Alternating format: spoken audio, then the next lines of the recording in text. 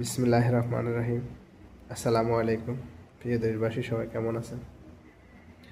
আসলে এখন আমি আমার রুমের ডাইনিংয়ে বসে আছি। আসলে এই দিনটিতে আমাদের থাকার কথা ছিল আজকে ঢাকাতে। দেশ নেতা জনাব তারেক রহমানকে এক নজর দেখার জন্য আমাদেরও মন কান্দে। আসলে আমরা তো প্রবাসী, দীর্ঘদিন প্রবাসে আছি, বিএনপি রাজনীতির সাথে দীর্ঘদিন যাবৎ জড়িত আছি, বাট হাজারো চেষ্টা করলেও যাইতে পারবো না।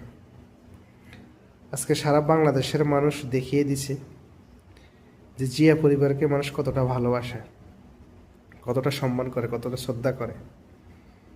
যারা এতদিন জিয়া পরিবার নিয়ে নানার কথা বলছে, আজকে তার উচিত জবাব দিয়েছে দেশের জনগণ। আজকে প্রত্যেকটা মিডিয়াতে, প্রত্যেকটা সোশ্যাল মিডিয়াতে আসছে যে সাধারণ জনগণে বেশি ছিল। অনেক লোক পায়ে হেঁটে, অনেক লোক 2 দিন আগ থেকে ফ্যামিলি নিয়ে চলে আসছে শুধু এক নজর তারেক জিয়াকে দেখার জন্য, যিনি শহীদ প্রেসিডেন্ট জিয়া রহমানের ছেলে, দেশনেত্রী বেগম খালেদা জিয়ার ছেলে। সত্যি বলতে আজকে তারেক রহমানের প্রত্যেকটা কথাই ছিল দেশের উদ্দেশ্যে, জনগণের উদ্দেশ্যে।